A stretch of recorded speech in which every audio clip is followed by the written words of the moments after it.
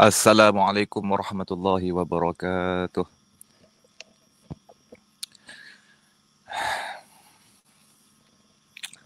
نوينا التعلم والتعليم والتذكر والتذكير والنفع والانتفاع الإفادة والاستفادة. الحث على التمسك بكتاب الله وسنة رسوله صلى الله عليه وسلم والدعاء إلى الهدى والدلالة على الخير ابتغاء وجه الله مرضاته وقربه وثوابه. إلى حضرة النبي المصطفى رسول الله صلى الله عليه وسلم وآله الكرام وأصحابه العظام وإلى كافة الأنبياء والمرسلين والأولياء والشهداء والصالحين والعلماء العاملين وأرواح مشايخنا ووالدينا ومشايخهم ووالديهم ولجميع المسلمين والمسلمات والمؤمنين والمؤمنات الأحياء منهم والأموات، وخصوصا للمصنف في هذا الكتاب الإمام حجة الإسلام أبو حامد زين الدين محمد بن محمد الغزالي الطوسي وأصوله وفروعه ومن ينتسب إليه أجمعين، وخصوصا لهذه النية ولكل نية الخير والسلامة في الدين والدنيا والآخرة. شيء لله ولهم الفاتحة. أعوذ بالله من الشيطان الرجيم. بسم الله الرحمن الرحيم. الحمد لله رب العالمين الرحمن الرحيم مالك يوم الدين إياك نعبد وإياك نستعين اهدنا الصراط المستقيم صراط الذين أنعمت عليهم غير المغضوب عليهم ولا الضالين آمين. الحمد لله رب العالمين وبه نستعين على أمور الدنيا والدين، والصلاة والسلام على سيدنا ومولانا محمد سيد المرسلين وخاتم النبيين وشفيع المذنبين وعلى آله وأهل بيته وأزواجه وذرياته وأصحابه والتابعين وتابع التابعين لهم بإحسان إلى يوم الدين، صلاة وسلاما تسليما كثيرا برحمتك يا أرحم الراحمين. سبحان الله الحمد لله ولا إله إلا الله الله أكبر لا حول ولا قوة إلا بالله العلي العظيم عدد كل حرف كتب أو يكتب أبد الآبدين ودهر الداهرين يا أرحم الراحمين. سبحانك لا علم لنا إلا ما علمتنا إنك أنت العليم الحكيم. يا معلم الحكمة علمنا يا معلم الحكمة علمنا يا معلم الحكمة علمنا. اللهم علمنا ما جهلنا وذكرنا ما نسينا. اللهم إنا نستودعك ما علمتناه فاردده إلينا عند حاجتنا إليه ولا تنساناه يا رب العالمين. ربي يسر ولا تعسر يا كريم. ربي تمم بالخير. ربي زدنا علما وارزقنا فهما وألحقنا بالصالحين. اللهم فقهنا في الدين وعلمنا التأويل. ربي اشرح لنا صدورنا ويسر لنا أمورنا واحلل عقدة من ألسنتنا يفقه أقوالنا. ربي اشرح لي صدري ويسر لي أمري واحلل عقدة من لساني يفقه قولي. ولا حول ولا قوة إلا بالله العلي العظيم. لا حول ولا قوة إلا بالله العلي العظيم. لا حول ولا قوة إلا بالله العلي العظيم. أما بعد، قال المصنف رحمه الله تعالى: نفعنا بعلومه في الدارين آمين يا رب العالمين. الباب الثالث في درجات حيلهم وسبب الاغترار بها مع ظهور فسادها، وفيه فصلان. الفصل الأول في درجات حيلهم.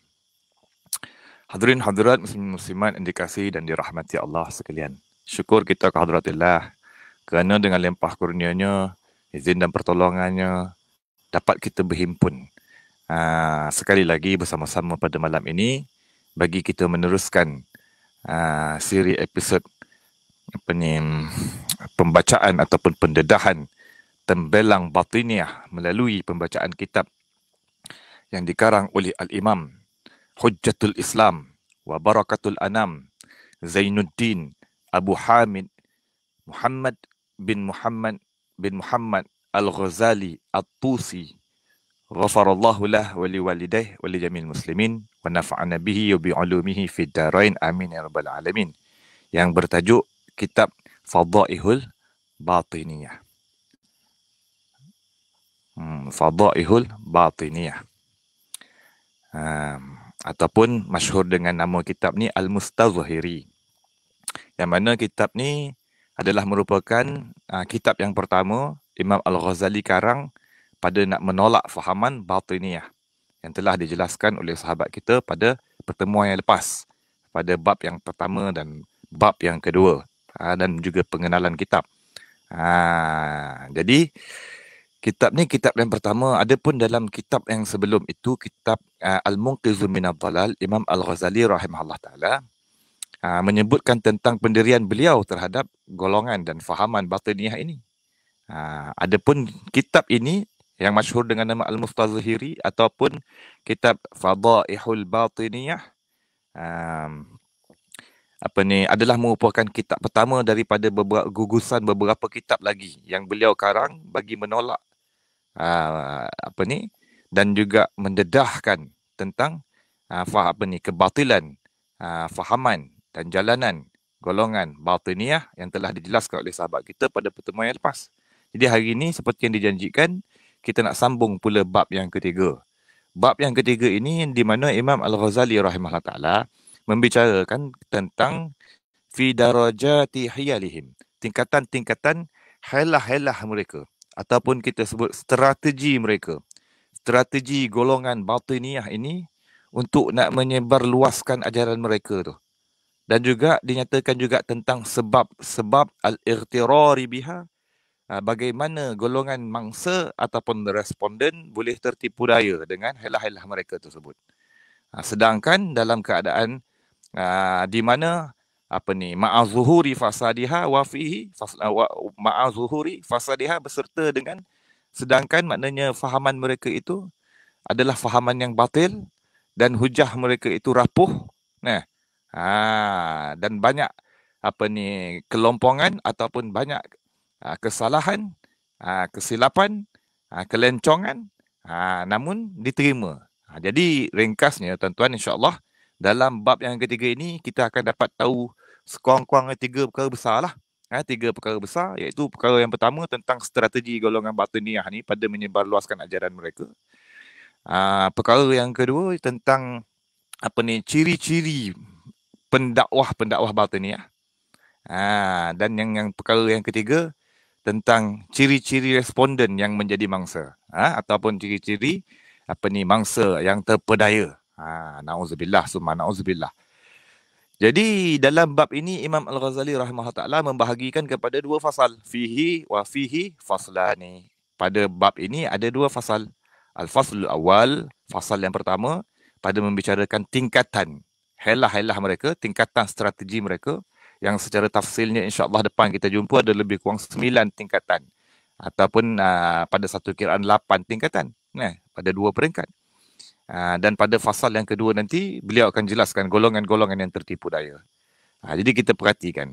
Kata Imam Al-Ghazali rahimahullah ta'ala, qala al-musannif rahimahullah ta'ala, nafa'na bi'ulumi fid daraini amin ya rabbal alamin, wa qad nazamuha ala 9 darajatin murattabah wa likulli martabatin ismun. Jadi kata Imam Al-Ghazali, sesungguhnya golongan batiniyah ini telah menyusun 9 tingkatan. 9 tingkatan helah, strategi ataupun modus operandi mereka. 9 tingkat. Dan bagi walikulli martabatin ismun, dan bagi tiap-tiap satu tingkatan ada namanya sendiri. Awaluha, yang pertama dinamakan az-zarqu wat tafarrusu. Pengertian ni nanti depan ini kita bentangkan dulu. Ini tingkatan yang pertama ataupun darjat yang pertama, az-zarqu wat tafarrusu. Tingkatan yang kedua, summa at-ta'nis. Summa at-tashkik. Yang ketiga, tashkik. Yang kedua, ta'nis, at-ta'nisu. Yang ketiga, at-tashkiku. Summa at-ta'liq. Yang keempat, at-ta'liq. Yang kelima, ar-rabtu. Yang keenam, at-tadlisu. At-tadlis. Yang ketujuh, at-talbis. Yang ke-8, al-khal'u. Dan yang terakhir, as-salkhu. Walan nubayyinal ana, dan sekarang ni kami nak nyatakan, nak memperjelaskan secara tafsil, secara terperinci. Kulli martabatin walan nubayyinal ana tafsila kulli martabatin min hadhil maratib. Kami nak jelaskan sekarang ni, ni depan ni lah. Imam Ghazali nak jelaskan ni dalam bab ini tentang tafsil, perincian, detail tiap-tiap tingkatan daripada ini semua 9 tingkatan ni. fa fil ittila'i ala hadhil hiyal, dan pada maka pada mengetahui, kita mengetahui tentang helah tipu daya ni, yang 9 tingkatan ini, fawaidun jammah, faedah-faedah yang sangat banyak, li jamahiril ummah, bagi bagi sekalian umat, jadi khususnya kita di Malaysia kan, hari ni kita kat Malaysia ni kalau nak disenaraikan banyak fahaman batiniah ni tuan-tuan. Tuan-tuan kalau buat kerja sikit, guys, you all guys, kalau buat kerja, pergi download apa tu, yang fatwa yang telah yang dikeluarkan oleh JAKIM ataupun majlis-majlis fatwa negeri ataupun majlis fatwa kebangsaan. Tuan-tuan boleh cek kat situ senarai panjang ajaran-ajaran sesat, yang mana kebanyakan mereka itu walaupun berbeza-beza nama, dan keterampilan, namun daripada sudut kaifiat, daripada sudut jalanan, daripada sudut mu'taqad, daripada sudut pegangan hati, daripada sudut jalanan beragama mereka, ada persamaan. InsyaAllah kita akan dapati dalam perbicaraan dalam kitab ini, insyaAllah. Jadi kata Imam Al-Ghazali yang pertama sekali, ini kita pergi terus kepada maknanya tingkatan yang pertama, yang dipanggil Az-Zarqu wa Tafarrusu ni. Az-Zarqu wa Tafarrusu ni, dengan kata lain, daripada sudut bahasanya, maknanya Az-Zarqu wa Tafarrusu ni, maknanya mengadakan penyelidikan. Dipanggil shrewd analysis ataupun discernment. Dan tentang penyelidikan tu tentang apa? Tentang siapa? Tentang responden ataupun tentang siapa mad'u yang nak didakwah ni.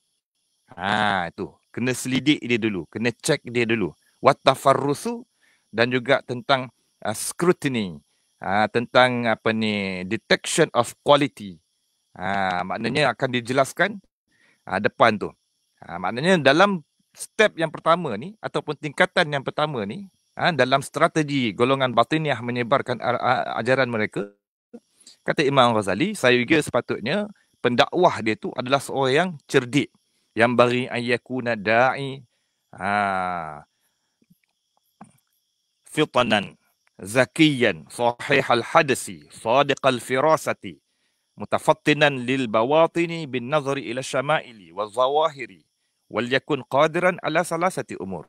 Jadi kata Imam Ghazali, pendakwah batiniah ni sayugia ataupun sepatutnya dia mestilah seorang yang cerdik, cergas, intelligent, dan kemudiannya seorang yang bijak mentakbirkan ataupun mentafsirkan segala zahir nas syarak ataupun ayat-ayat Al-Quran, mentakwilkan kepada makna batin yang berlawanan dengan makna yang zahir tersebut.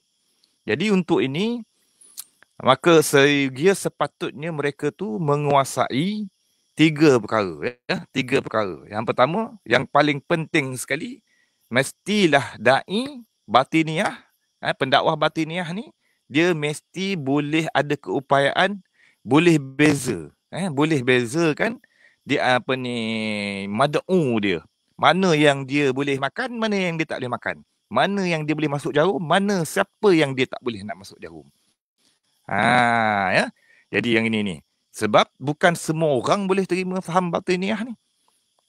Nak kalau kita tu golongan yang ahlul ilmi, yang kita tu lepas daripada sudut kita memahami usuluddin dan furu'uddin, dengan kemas, insya-Allah taala bukan mudah untuk nak diperdayakan oleh golongan ni. Jadi mereka mesti ada keupayaan tersebut. Kemudiannya, kalaulah seandainya didapati kalau ada macam yang nak diseru ni, tak boleh nak masuk jarum, maka tinggalkan, jangan buang masa lagi. Maka hendaklah dia cari wal yaltamis man fihi infial. Jadi mangsa yang dia yang dicari ataupun orang yang nak disebar luaskan tentang fahaman batiniah ni, mestilah daripada kalangan dia tu yang adanya mereka yang ada pada mereka itu infial wa ta'assurun bima yulqa ilaihi minal kalam. Ini mana orang yang mudah terkesan. Mudah terkesan ataupun orang yang tak pandai nak sembunyikan perasaan dia. Daripada sudut suka, sedih, takut, marah. Mana orang tak pandailah menyembunyikan perasaan dia. Mana nampak daripada luaran. Maka apabila diceritakan kepada dia tentang perkara-perkara yang menakutkan, dia menunjukkan reaksi takut. Kalau cerita tentang perkara-perkara sedih, dia pun menangis. Dan itu contohnya. Jadi ini antara prospek ataupun mangsa bagi nak disebarkan fahaman batiniah kepadanya. Wa huwa al-mawsufuna bisifati allazi sanazkuruha fil fasli allazi yali hadzal fasl. Yang mana yang akan kami sebutkan ni, golongan ini yang disifatkan dan diberikan dengan beberapa sifat, beberapa ciri yang akan kami sebutkan pada fasal yang akan mengiringi fasal ini nanti, itu fasal yang kedua lah, insya-Allah. Semoga kita Allah SWT bagi taufik, inayah untuk kita selesaikan pembicaraan bab ini pada malam ini, insya-Allah taala. Jadi sayugia sepatutnya mereka tu berjaga-jagalah, berhati-hati. Bukan semua orang dia yang boleh nak dakwah. Ya. Faham-faham batiniah ni. Faham-faham hakikat ataupun makrifat, ya. Jadi sayugia mereka itu berhati-hati, dipesan supaya jangan menanam benih dekat tempat tanah yang berpaya, contohnya tanah paya kan. Dia ada seperti mana kata Imam Al-Ghazali rahimahullah taala. Dia kata wayam bagi an nattaqi bi kulli hal basal bazri fi sabakhi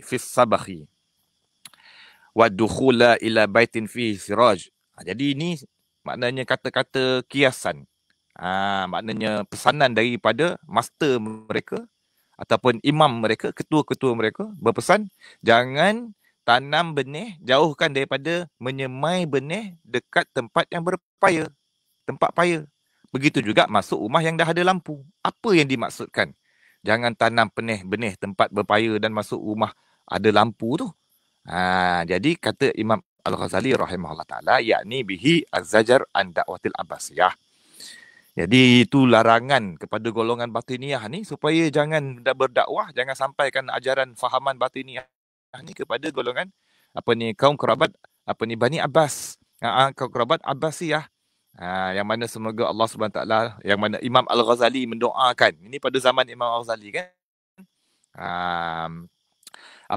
Mendoakan semoga Allah SWT memanjangkan memuliakan daulah Al-Abbasiyah ini. Dan juga membinasakan akan musuh-musuhnya, antaranya yang batiniah lah.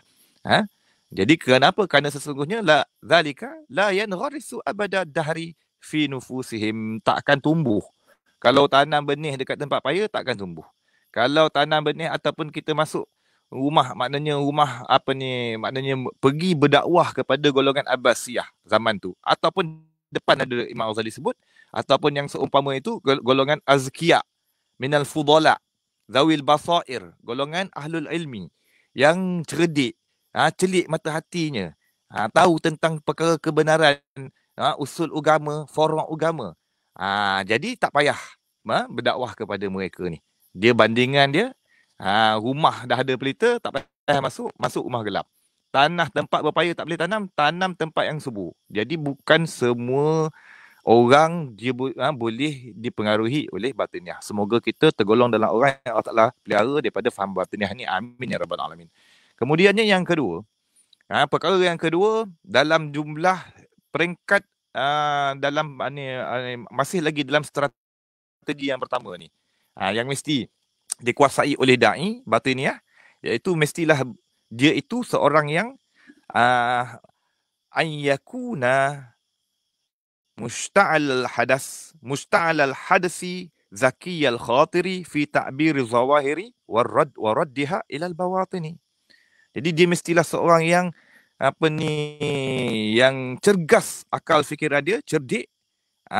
Kemudiannya dia bijak mengungkapkan ataupun mentafsirkan, mentakwilkan ayat-ayat Al-Quran daripada makna dia tu yang zahir kepada makna batin yang menyalahi makna zahir dan menafikan makna batin, seperti mana yang dijelaskan oleh sahabat kita pada pertemuan yang lepas. Dia mesti ada ciri tu, dia mesti tahulah, dia mesti ada ilmu, ada maklumat, tahu tentang tafsiran batiniyah. Banyak dah dalam siri-siri yang lepas kita buktikan. Antaranya tafsiran-tafsiran yang menyeleweng. Sama ada imma istiqaqan min lafziyah, sama ada diambil daripada lafaz-lafaz ayat Al-Quran, ataupun dengan menghuraikan yang bersangkut paut dengan bilangan, ataupun ditashbih atau diseumpamakan dengan sesuatu yang munasabah. Secara kesimpulannya, kata Imam Al-Ghazali rahimahullah ta'ala, bila golongan batiniyah ni, dia tak boleh nak ataupun golongan mad'u, responden, mangsa yang nak diseru fahaman batiniyah ni, dia tidak boleh terima kalau orang mentakzibkan Al-Quran ni, kalau yang beriman lah golongan. Sebab batiniyah nanti depan kita akan jumpa, dia punya dakwah ni bukan kepada orang Islam ya. Dakwah dia meluas, hatta kepada orang kafir punya dakwah, kepada orang etis, dualism, orang Yahudi, Majusi, Nasrani, depan nanti kita jumpa insya-Allah. Jadi kalau yang mukmin ni, kalau orang yang Islam, orang Islam yang beriman dengan rukun iman yang 6 tu, kemudiannya dia menerima, membenarkan rukun Islam yang 5 tu, jadi bukan mudah kalau nak dikatakan Al-Quran ni tak betul, ya. Tak. Jadi oleh sebab tu, wabil jumlati fa iza lam yaqbalil mustajibu minhu takzibal Quran was sunnah, tak boleh terima. Nak mendustakan Al-Quran ke nak mendustakan hadis Nabi ni, bukannya hadis Nabi ni adalah kata-kata, hanya sekadar kata-kata manusia. Nah, contoh misal kata, dia, maka tak boleh nak terima, fayam bari an yustakhraja min qalbihi ma'nahu. Jadi kerja dia kena baik. Kalau dia tak boleh nak nak takzibkan Al-Quran ataupun hadis Nabi, nak dustakan secara terang-terangan, baik, pesongkan makna dia. Keluarkan makna yang difahami oleh mad'u ni. Orang yang nak disuruh ni, dia dah faham dan dia dah pegang selama kini, seperti mana yang dipegangnya oleh fahaman ahli sunnah wal jamaah. Dia nak ubah tu kepada faham makna batiniyah. Tu dia. Jadi itu. Jadi dia mesti seorang yang bijak lah. Ini ciri yang kedua, ciri penyeru. Yang ketiga, masuk lagi dalam jumlah az-zarqu wa tafarrusu. Kerana nak buat kerja yang pertama ni, zarqu tafarrusu ni, dia mesti mahir ilmu firasat, boleh baca hati orang, padahal bukan boleh, agak-agak daripada diagnosis luaran. Tengok dia pun buat analisis. Dia kata orang ni boleh masuk, ni orang ni tak boleh masuk. Bila dah tentu yang tak boleh masuk, tinggalkan. Yang boleh masuk, itu yang dia nak susul dengan beberapa lagi tingkatan yang depan akan datang. Dan yang terakhir, yang ketiga, tak dapat tidak, mestilah yang bahawa pendakwah ni, da'i ni, la yad'u alla yad'u kulla ahadin ila maslakin wahidin. Jangan berdakwah dengan satu metodologi saja kepada semua. Jangan satu teknik saja. Bahkan bal yabhasu awwalan an mu'taqadihi wa ma ilaihi mailuhu fi tab'ihi wa mazhabi. Ini kerja dia. Dia kena cek dulu pada peringkat awalnya pegangan hati mad'u dan jalanan beragama dan kehidupan si mad'u ni. Ataupun tabiat kelakuan diri dia tu yang dapat dibaca daripada luaran, dan juga mazhab dia, pegangan fahaman agama dia daripada sudut amalan-amalan yang zahir batinnya. Baik. Jadi Imam Al-Ghazali perincikan, fa'amma tab'uhu, baik, kalau dicek daripada sudut tabiat pula, kalau seandainya dia mendapati kita ni seseorang yang fa'in ra'ahu, kalau dia melihat prospek dia tu seorang yang cenderung kepada kezuhudan, zuhud, wa taqasyufi, wa taqwa, wa tanazufi. Maknanya kalau yang mad'u ni cenderung kepada zuhud, cenderung kepada berpada dengan apa yang ada daripada dunia, perasaannya dingin kepada kenikmatan, kelazatan duniawi, dia hanya ambil keduniaan ni qada hajat, qada darurah. Lepas tu dia tu seorang yang bertakwa, seorang yang sentiasa menyucikan diri dia zahir dan batin. Jadi dai ataupun pendakwah batiniah ni akan seru dia, akan mengajak dia supaya apa? Akan anjurkan dia supaya ikut patuh hukum syarat, ikut apa ni perintah Allah Subhanahu Wa Taala yang sepatutnya dia taati, jauhi daripada menurut hawa nafsu. Dia akan anjurkan supaya apa ni rajin melakukan pelbagai jenis ibadah dan menunaikan amanah, bersikap jujur, elokkan pergaulan dengan orang ramai dan berakhlak dengan akhlak-akhlak yang mulia, dan merendahkan diri, tawaduk, terutama kepada orang-orang yang mempunyai hajat, dan melazimi amar makruf nahi mungkar. Itu kalau seandainya dia tu yang nak diseru ni seorang yang cenderung kepada kezuhudan dan ketakwaan dan kewarakan.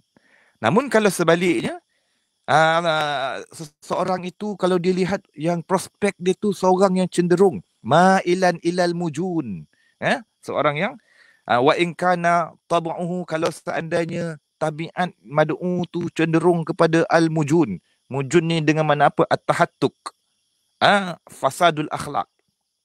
Maknanya dengan makna seseorang yang rosak akhlak dan seseorang yang al-ighraq fil malazzat, dan tenggelam dalam kelazatan, hidup dalam penuh kelalaian, macam-macam, daripada sudut perkara-perkara yang difardukan dia tak buat, perkara-perkara yang ditegah tu yang dia buat, yang ini ni. Maka lain pula dia punya teknik dia, lain pula dia punya jarum dia masuk.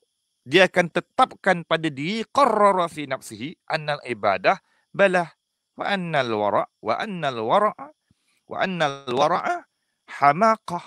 Ibadah ni adalah merupakan suatu kebodohan, ataupun satu kegilaan, junun.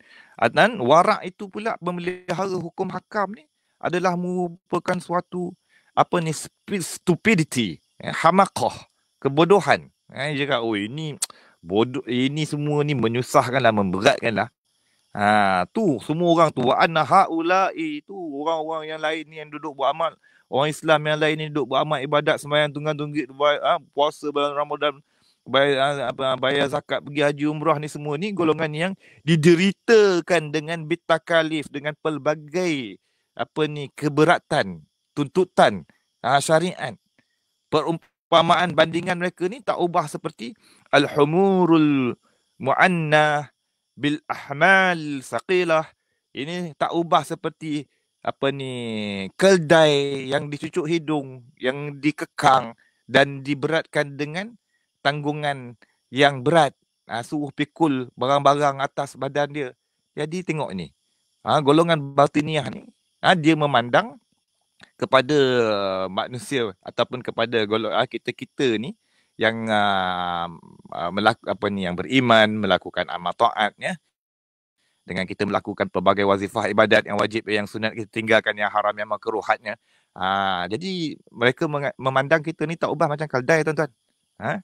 Kau ngajau. Baik. Jadi apa yang dianjurkan? Okey, dianjurkan macam mana? Wa innamal fitnatu, hanya saja kebijaksanaan intelektual yang sebenarnya adalah terletak pada fittiba'i syahwah, ikut kehendak diri kau tu. Ni dia katakan, tepuk dada tanya selera. Selera tu syahwah, keinginan. Wa nailil lazzah, capai kelazatan-kelazatan dunia ni. Wa qada'il watar, tunaikan hajat-hajat yang kuat, keinginan yang kuat. Min hazihi dunya al-munqadiyah, daripada ini dunia ni yang akan berakhir. Ila la allati, yang mana la sabila ila talaqi lazatiha inda inqida'il umur, yang mana tak ada jalan lagi dah kau nak rasa lagi kelazatan ni bila dah habis. Jadi kalau mad'u ni yang golongan yang fujur, fajir, orang buat jahat, bila dengar dakwah macam ni tak akan lentok dia, tuan-tuan. Tu dia, ini teknologi, teknik mereka. Itu daripada sudut tabiat, kata Imam Ghazali. Ada pun daripada sudut keadaan mad'u, makna mazhab, jalanan beragama tu. Min haisul mazhab fa in kana minasyiah. Kalau seandainya mad'u ni yang nak didakwah ni orang yang berfahaman Syiah, fal nufatihahu bi annal amra kullahu fi bughdi Bani Taimi. Ya. Maka kita nak mula bicara tu, kita mulakan perbicaraan tu dengan mereka, dengan kita kata, sesungguhnya segala urusan adalah terletak pada kebencian terhadap Bani Taimi, Bani Adi, Bani Umayyah, Bani Al-Abbas dan juga kaum kerabat mereka. Dan juga berlepas diri daripada mereka dan pengikut-pengikut mereka. Dan juga wafi tawalli, wafi tawalli iaitu wafi taqalludi, pada mengikut a'immatus salihin, pemimpin ataupun imam-imam yang soleh ni, imam 12 lah kan, dalam golongan Syiah kan dia ada imam 12, imam maksum.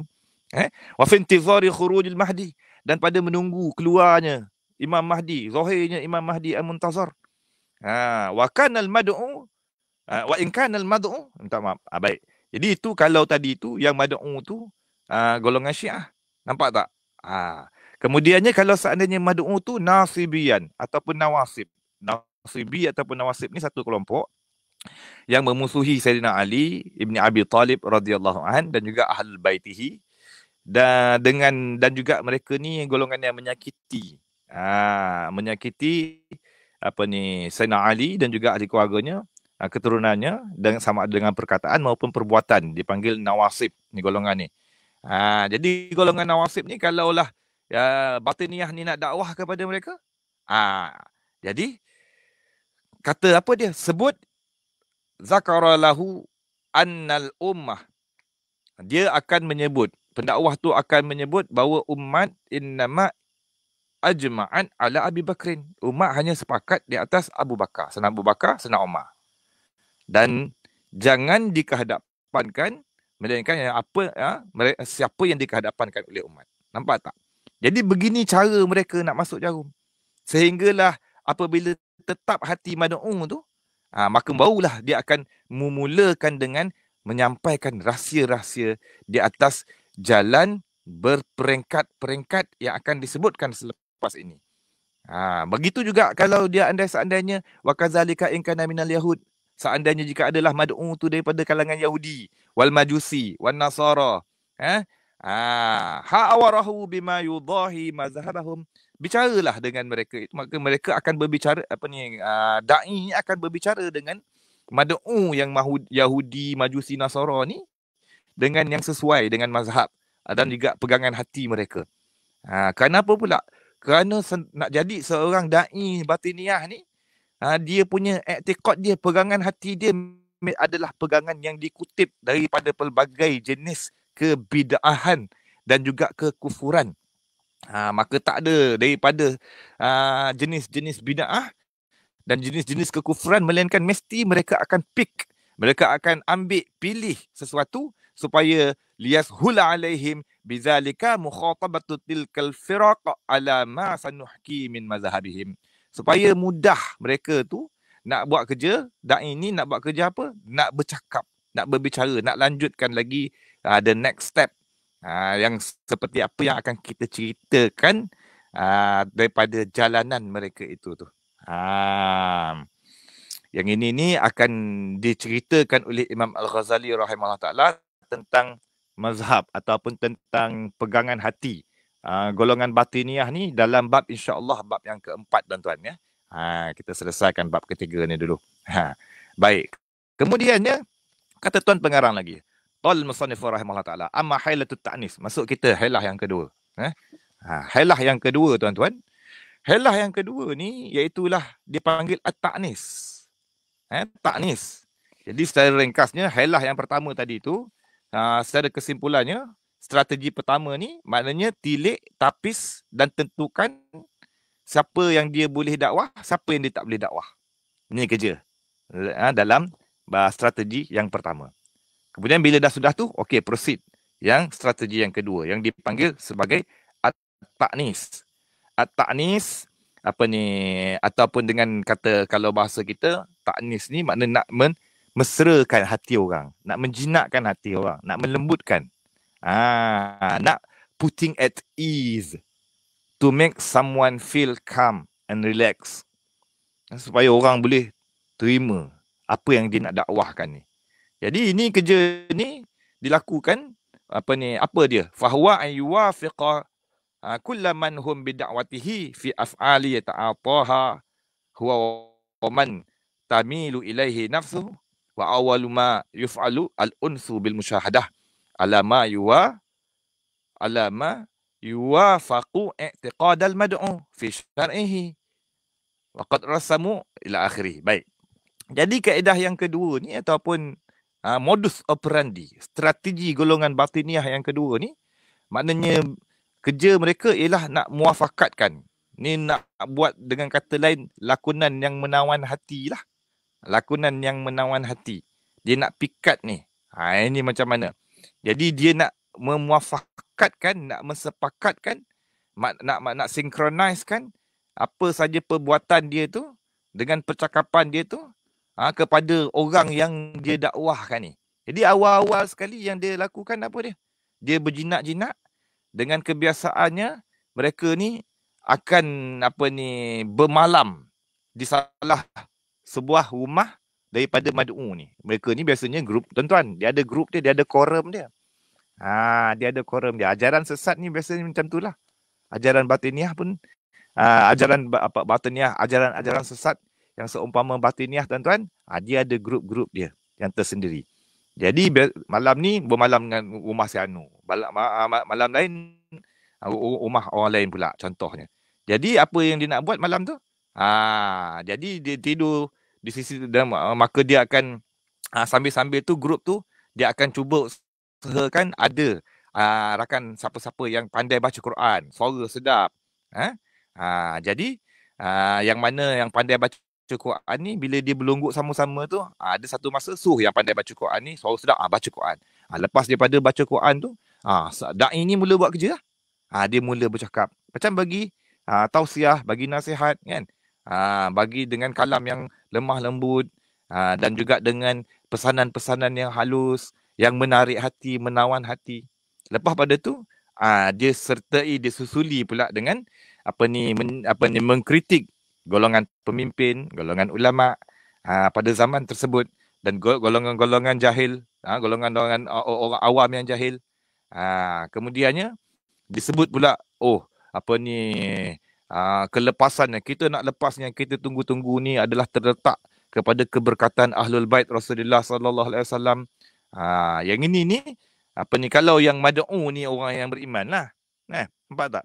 Orang yang beriman tadi, orang yang dia punya diri dia tu ada kecenderungan kepada agama. Tetapi dia tu keimanan dia tu tidak kuat, lemah, dhaif. Cenderung kepada syahwat dan seumpamanya. Itu antara strategi dia buat macam ni lah. Jadi dia nak persembahkan bahawa diri dia ni seorang yang memikat, yang boleh supaya mudah dia nak terima apa yang akan disampaikan oleh da'i ni, doa ni. Jadi disebab ini kelepasan kita di zaman ni, akhir zaman ni, tak ada jalan lepas lagi dah, terletak kepada Ahlul Bait Rasulullah sallallahu alaihi wasallam. Sambil-sambil dia cerita, menangis, teresak-esak, tarik nafas macam sesak dada. Berlakon.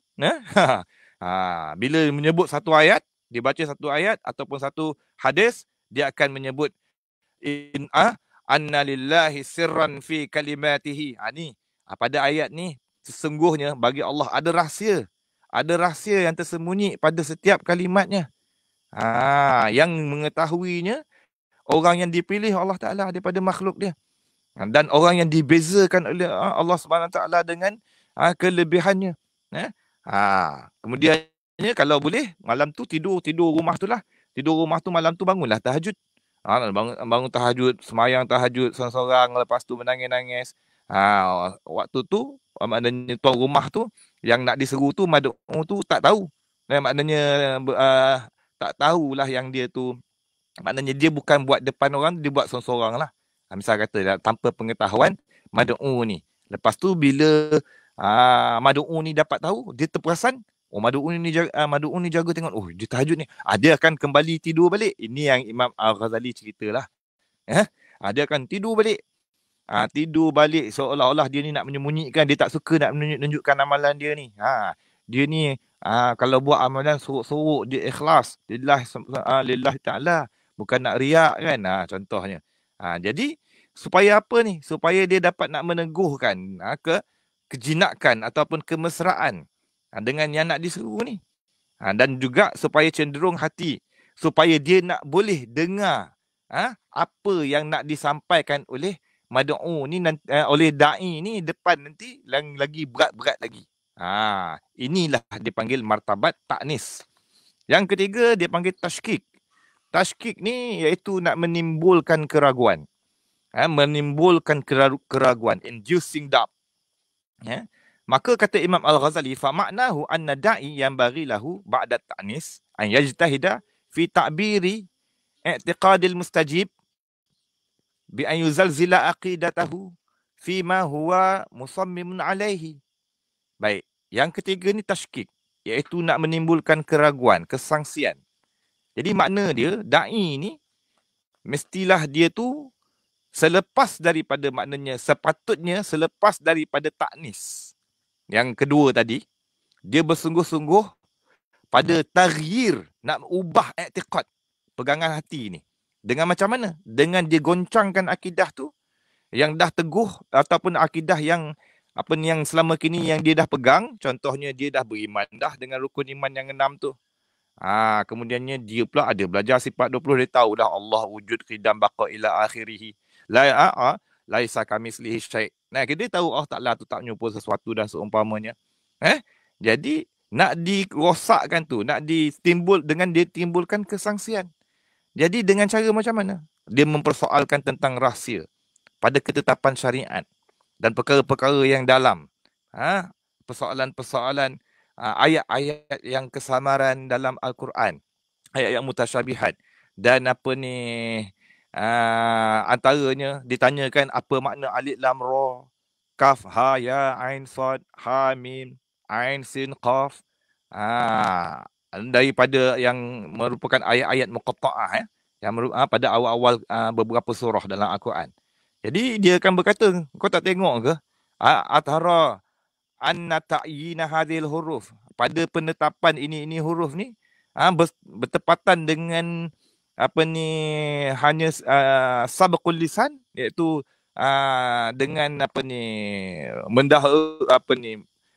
terlancar lidah, ataupun ada dikosatkan ada rahsia di sebalik setiap huruf ni. Adakah setakat susunan saja ayat yang muqatta'ah ni, ataupun ada rahsia di sebalik setiap alif tu apa makna, mim apa makna, ra apa makna, ya apa makna, sin apa makna. Dia kata aku zalika yakunu hazalan. Di sisi aku, dia kata itu bukan sia-sia, bukan main-main, tanpa faedah. Kemudiannya dia mensangsikan pula tentang hukum hakam. Contohnya, apa halnya dengan orang perempuan haid? Kena qada puasa, tak kena qada salat. Apa hal pula kita kena mandi wajib bila keluar mani, tapi tak kena mandi wajib pula bila keluar kencing, keluar najis. Itu antaranya lagi dia sangsikan kita kepada khabar-khabar dalam Al-Quran. Antara dia tanya, apa hal, kenapa, apa hal pula pintu-pintu syurga 8? Kenapa pintu syurga 8? Pintu neraka 7. Apa makna dia wa yahmilu arsy rabbika fawqahum yauma idzin samaniyah, yang menanggung aras Tuhanmu pada hari tersebut tu 8. Pada firman Allah SWT, alaiha tis'ata asyar, ini penjaga-penjaga malaikat Zabaniyah neraka ni ada 9 balas. Apa pula tak cukupkan, tak lengkapkan 20 pula bilangan dia. Kemudiannya, apakah ini semata-mata bilangan atau ada makna yang tersirat? Macam itulah. Kemudiannya, makna yang tersirat ni, katanya, wa annahu fi nafsihi la sirrun laisa yattali'u alaihi illa al-anbiya. Ada rahsia yang tak tahu rahsia ni, tidak mengetahui tentang rahsia ni, melainkan dibuka kepada para nabi, para imam-imam pilihan, yang teguh pada ilmu pengetahuan. Kemudiannya, dan yang mengherankan, orang lalai tak tahu apa rahsia tersebut. Jalan dia lah. Kemudiannya dia mempertikaikan pula, dia menimbulkan keraguan pada penciptaan alam. makhluk Allah SWT, jasad anak Adam ni, jasad manusia ni. Kenapa 7 lapis langit? Kenapa tak 6? Kenapa tak 8? Kenapa kawakib, bintang yang dia panggil kawakibus sayyarah, ataupun dia panggil seven star, bintang 7, ataupun dia nama lain tak silap kita Subaru kalau dalam bahasa Jepun dia, Seven Sisters. Kenapa 7? Wal buruj isna asyarah zodiak, kenapa 12? Kenapa kepala kita ni ada 7 lubang? 2 lubang mata, 2 lubang telinga, 2 lubang hidung, 1 lubang mulut. Kenapa dekat badan kita ada 2 lubang aja, depan belakang? Kenapa Allah Ta'ala jadikan kepala anak Adam ini bentuk huruf mim? Tangan dia bentuk huruf ha. Punggung bentuk huruf mim. Kaki 2 tu bentuk huruf dal. Kalau dihimpunkan semua tu, mim ha mim dal, apa dia? Muhammad kan?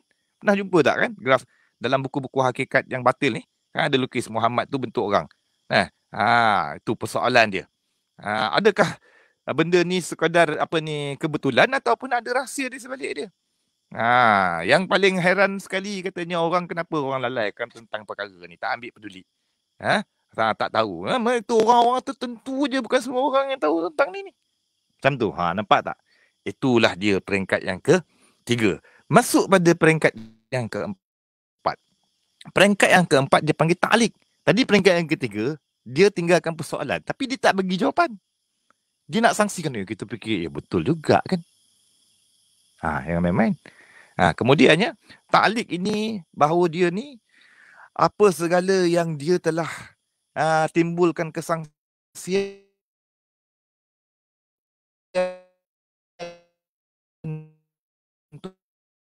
itu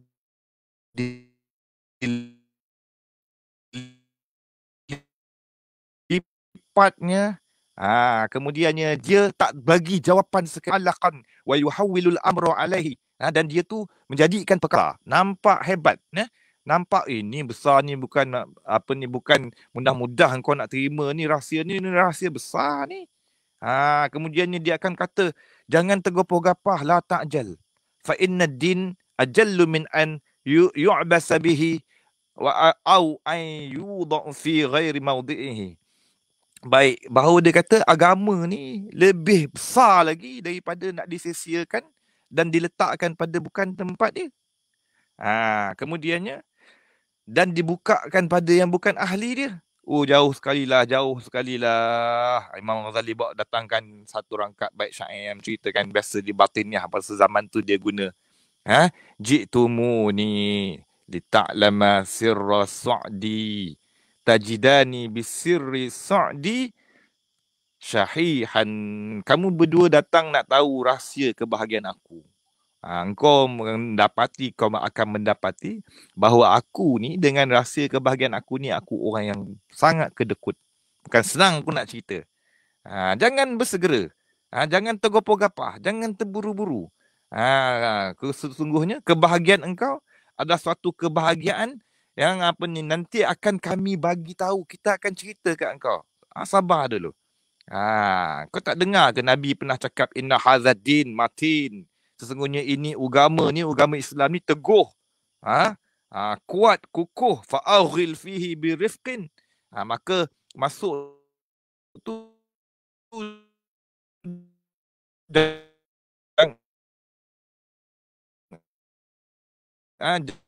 jangan secara, maknanya pada hadis ini, yang mana baginda Nabi SAW menyatakan ni memanglah daripada sudutnya kan, kita mengkal jalan, membetulkan akidah, memperkemaskan ibadah yang wajibnya, yang sunatnya, maka janganlah terus kita terjun pulun. Segala, maknanya semua amalan-amalan kita nak buat secara beransur-ansur, jangan tergopoh-gapah. Tapi mereka guna juga hadis ni, katanya jangan tergopoh-gapah, sabar dulu, tunggu dulu. Nanti sampai masa akan dia beritahu. Macam ni lah sentiasa dia menolak, menangguhkan, nak memberikan jawapan kepada persoalan. Kalau seandainya dia lihat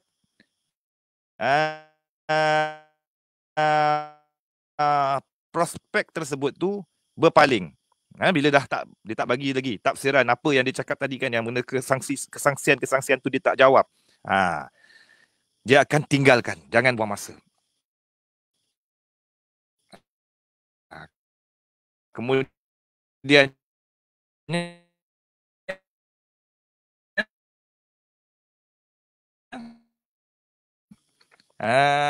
namun kalau seandainya dia melihat prospek ni seorang yang dahaga, nak tahu, boleh bersabar, okey, dia akan menjanjikan satu waktu nanti dia akan bagi sekian-sekian, tetapi dia suruh dulu, engkau kena puasa, engkau kena solat taubat dulu. Ini perkara yang nak sampaikan kat engkau ni, rahsia besar ni. Rahsia besar. Rahsia yang sirrul maktum, yang tersembunyi. Jadi apa ni, ini rahsia yang besar, tak boleh nak diletakkan pada hati ataupun pada diri, melainkan diri tu yang dah apa ni, yang sudah suci, bersih, teguh, kuat, dah bersedia nak terima, maka kuatkan dulu. Itu dia suruh sembahyang taubat, buat puasa sunat, teguhkan tempat laluan rahsia ni dulu nanti. Cakap nanti baru mudah, barulah sampai masa kau lah layak, barulah kami berikan. Jadi dia akan bertanya, apa jalan dia, macam mana cara dia? Maka cara dia, iaitu nanti tu cara nak memperteguhkan, nak memperkuatkan. Bila dia kata kan, kau kena kuatkan dulu, kuatkan tempat laluan tu. Macam mana cara nak kuat tu? Dia tanya. Maka kata Imam Al-Ghazali, cara dia ialah kau kena berjanji. Bersumpah setia, supaya tak nak membocorkan rahsia ni. Dan pelihara dia. Jangan disia-siakan. Ini ni. Kerana ia adalah merupakan permata yang mahal dan juga apa ni, khazanah ataupun sesuatu yang sangat bernilai. Yang tidak ternilai mahalnya. Bernilai ni. Ni nak sampai ni. Jadi inilah dia yang apa ni, yang dinyatakan dalam yang apa ni, strategi yang ketiga, strategi yang keempat yang dipanggil at-ta'liq ataupun suspending.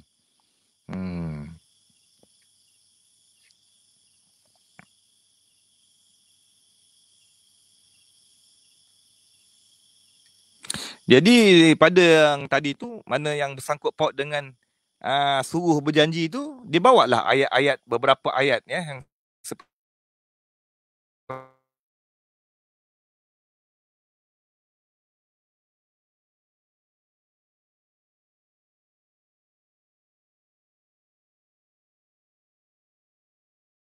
mana ada dinyatakan tentang janji. Seperti mana lepas mereka itu mengangkat janji, berikrar, janji sumpah setia. Bacalah ayat-ayat Allah Ta'ala seperti wa iza akhazna minan nabiyina mitsaqahum wa minka wa min Nuh, al-ayah. Ini dalam surah Al-Ahzab ayat 7. Wa qala ta'ala minal mu'minina rijalun sadaqu ma ahadullah alaihi. Dengan janji, ambil janji, kemudiannya jangan apa ni, jangan langgar janji ataupun angkat sumpah, jangan buat perkara yang membatalkan sumpah. Kemudiannya dikatakan pula baginda Nabi SAW pelan tak sebarkan rahsia ni.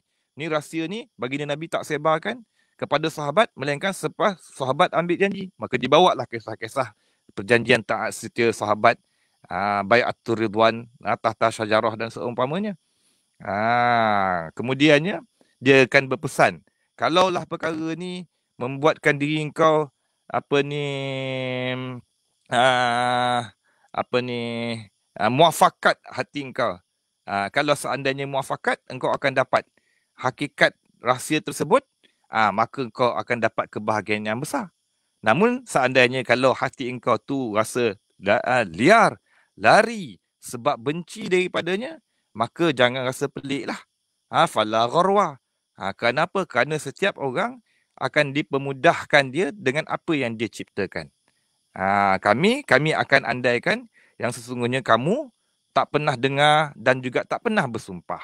Dan tak mudarat seandainya engkau bersumpah sumpah yang benar. Tak mudarat kepada engkau. Kau sempurnakan sumpah, sumpah betul. Lepas tu sempurnakan sumpah, tak mudarat.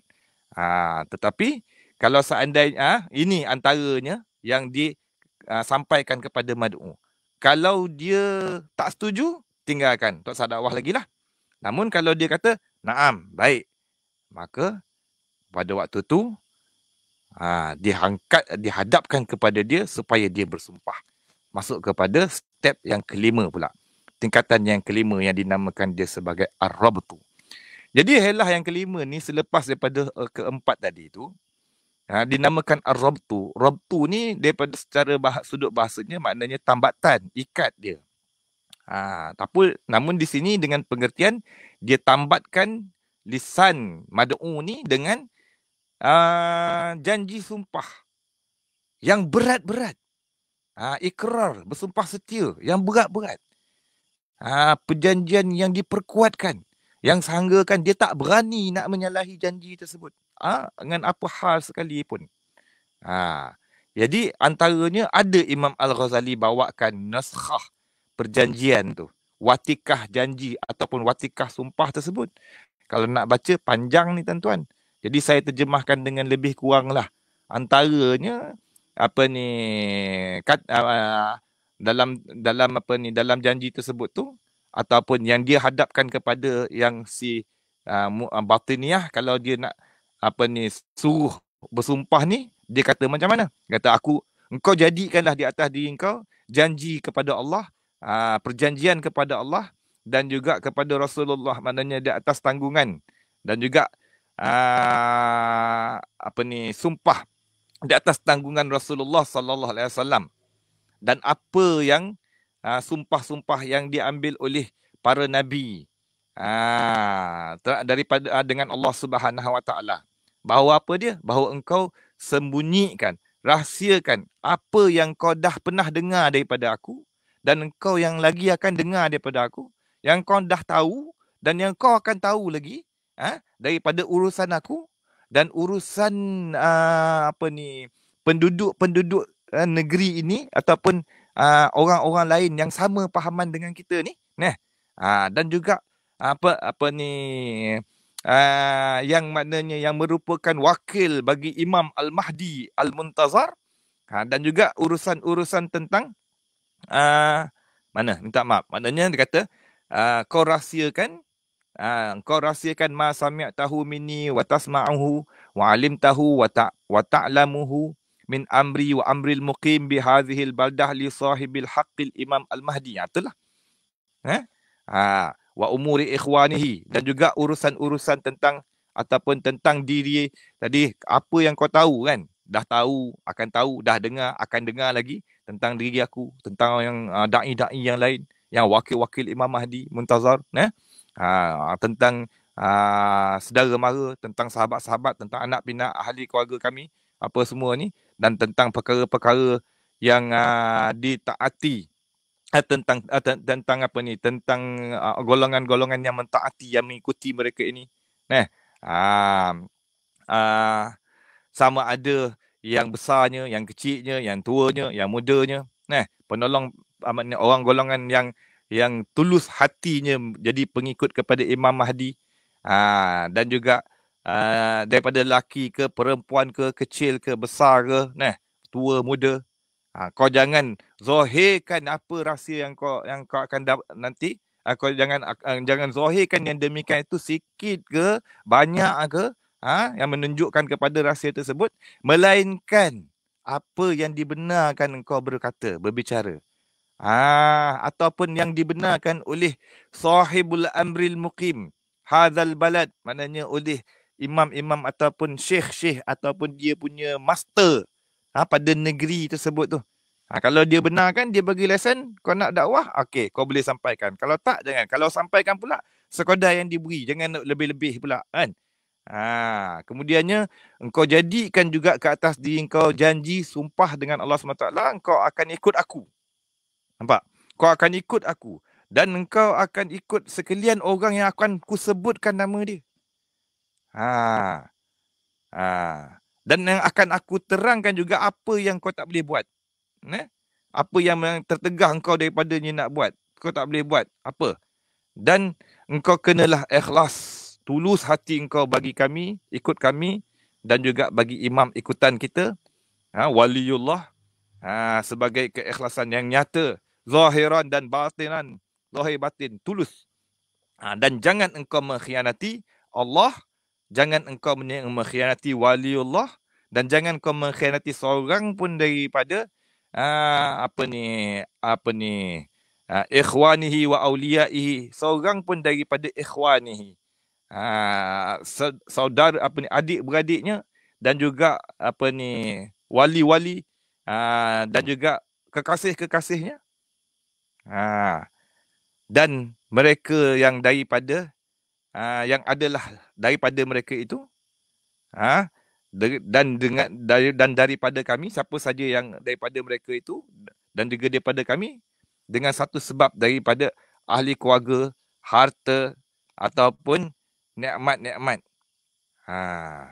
Dan sesungguhnya tidak ada pendapat, tak ada pandangan, dan juga tak ada janji yang engkau boleh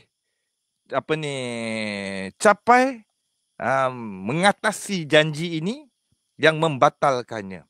Tak ada apa.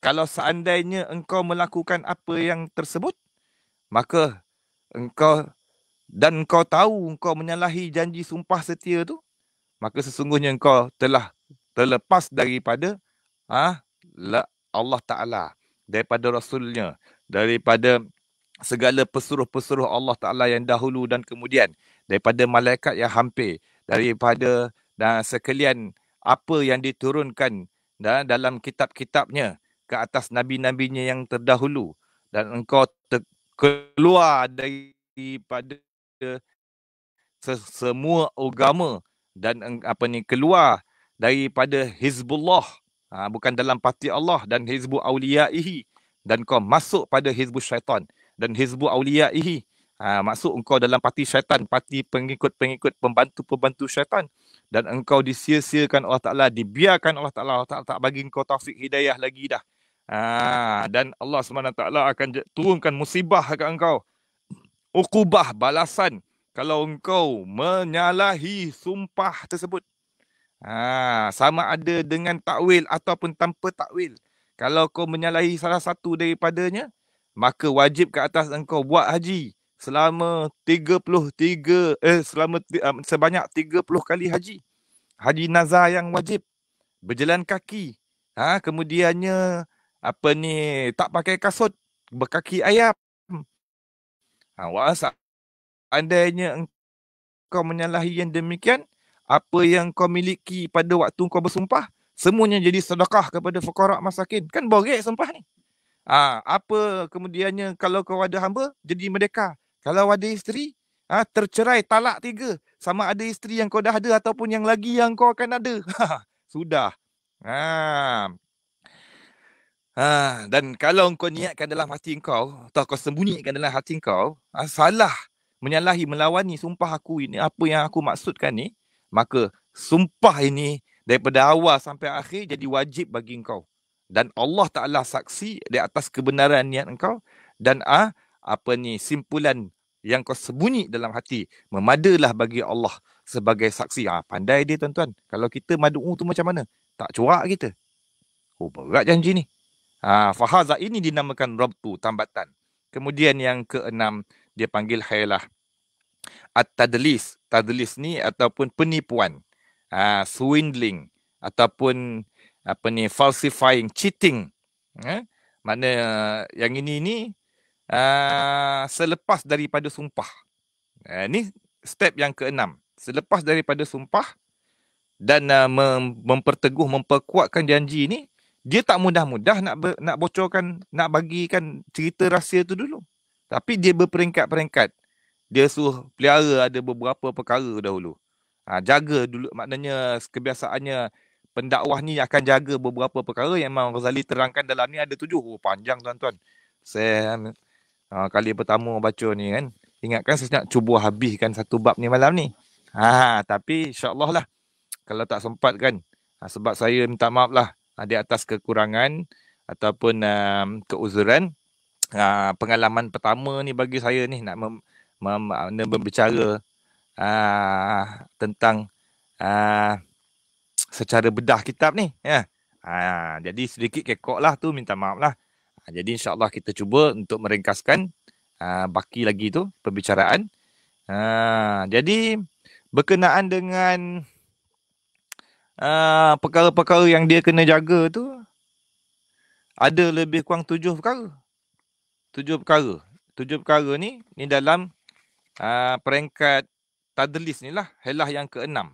Helah yang ke-6 ni 7 perkara yang dia nak kena jaga tu apa dia? Mula-mula sekali dia ringkaskan, pada kali pertama dia sebut cerita tentang kaedah mazhab dahulu, ataupun perkara-perkara fundamental, asas dalam mazhab fahaman batiniah ni. Diceritakan. Itu nanti dalam bab keempat. Dia tak ada dalam bab, bukan dalam bab ketiga. Itu nanti dalam bab keempat. Jadi ni pada peringkat, ni dah sampai peringkat ke-6 dakwah dia ni.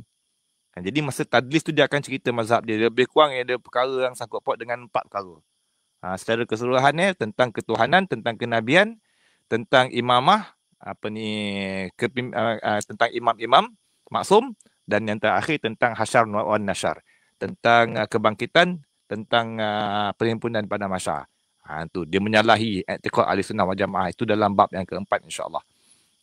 Jadi yang pertama sekali ceritakan tentang apa? Tentang kena bagi tahu menara kejahilan ataupun mercu tanda kejahilan ni apabila menghukum manusia ni menghukum menggunakan akal yang kurang dan pandangan yang berlawan-lawan, yang bersalah-salahan dan berpaling daripada mengikut dan bertemu dengan orang-orang pilihan Allah Ta'ala.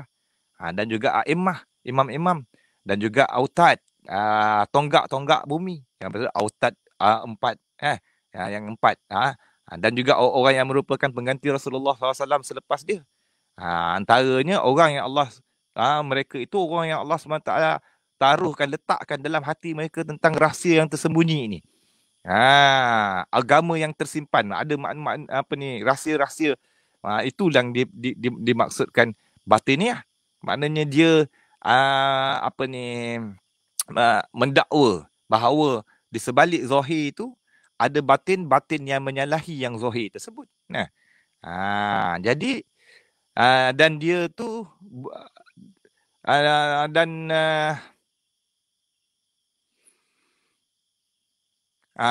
golongan inilah yang Allah Ta'ala berikan rahsia tersebut, dan Allah Ta'ala bukakan batin segala yang zahir.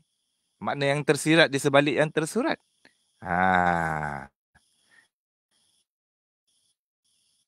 Dan sesungguhnya bimbingan dan juga kejayaan, kelepasan daripada kesesatan ni adalah dengan kembali kepada Al-Quran dan juga Ahlul Bait, ahli keluarga baginda Nabi SAW. Kerana bawa hadis yang mana sahabat bertanya, daripada mana kami nak mengenali kebenaran selepas kewafatanmu? Baginda Nabi menjawab, alam atruk fikum al-Quran wa itrati. Tidakkah aku tinggalkan pada kalian Quran dan juga keturunanku? Mereka itulah yang memahami di atas makna-makna batin Al-Quran ni. Kata mereka. Setakat tu dulu. Itu yang pertama. Kemudian masuk yang kedua, dia membatalkan mudrikus sani. Maknanya membatalkan yang dicerap, pencerapan ataupun sumber ilmu, iaitu daripada mendapat sumber-sumber kebenaran, iaitu ayat zahir Al-Quran. Jadi yang dekat sinilah dia akan menyatakan bahawa Quran ni dia macam kulit lah, namun dia ada isi dia. Jadi kalau orang yang dia tu tak sampai makam, dia hanya berpada dengan kulit saja. Dia tak sampai kepada hakikat. Jadi ini pada perkara yang kedua ni, dia nak mula menafikan peranan akal. Dia kata akal tak boleh sampai pada perkara ni. Jadi pada ketika itu tak ada lagi dah. Kalau kita ni akal kita dah menafikan fungsi akal, maka tak adalah penyelamat daripada tak adalah penyelamat kepada kita dan penjaga, dan juga dia memalingkan makna nakal, iaitu teks-teks Al-Quran, makna dia tu dipalingkan kepada makna yang batil. Jadi pada ketika itu maka dapatlah mereka membatalkan punca sumber kita nak dapatkan kebenaran. Dan yang ketiga, jangan menzahirkan diri dia menyalahi imam secara keseluruhan. Dan jangan zahirkan diri dia tu dah sebenarnya dah tercabut dah daripada pegangan agama. Zahir batin dah sebenarnya. Da'i ni, kalau kita nak tahu golongan batiniyah ni. Kerana kalau dia zahirkan diri dia, orang akan liar, tak nak ikut. Akan tetapi, dia kena menisbahkan kepada kelompok yang jauh daripada kelompok-kelompok yang benar. Dan yang banyak khurafat, iaitu yang golongan Syiah lah, Syiah Rawafid. Nah, contohnya. Jadi ini dalam yang ketiga. Dia tidak menzahirkan diri dia bahawa dia tu menyalahi bagi imam-imam secara keseluruhan. Dia ada ikutan dia. Maknanya kalau dia cakap dia menyalahi imam-imah daripada sudut Usuluddin kan. Al-Asy'ariyah, Maturidiyah, Hanabilah ataupun daripada sudut fikir, ini semua imam tak betul ni, imam mazhab Hanafi lah, Maliki lah, Hambali lah, apalah, Syafi'i lah, semua ni. Jadi kalau habis semua dia condemn, jadi nanti kan dia ni meliarkan hati orang yang diseru. Kemudiannya yang keempat, dia mendahulukan pada permulaan kata-kata dia tu bahawa sesungguhnya batil tu zahir, nyata, tetapi kebenaran hak tu, hakikat tu sesuatu yang halus. Dengan sekiranya kalaulah orang dengar, orang banyak dengar, nescaya orang kan tak setuju, engkar, dan orang kan lari daripadanya. Dan di kalangan penuntut-penuntut kebenaran, di kalangan penuntut-penuntut yang pencari kebenaran, nak daripada kalangan-kalangan yang penuntut-penuntut yang jahil, maknanya hanya beberapa sahaja yang mengungkapkan kata-kata yang begini. Maka mudah dia nak bezakan di antara dengan orang ramai. Kata ini yang cakap macam ni tak ramai yang cakap macam ni. Maknanya perkara yang batil tu jelas, tapi perkara benar ni halus.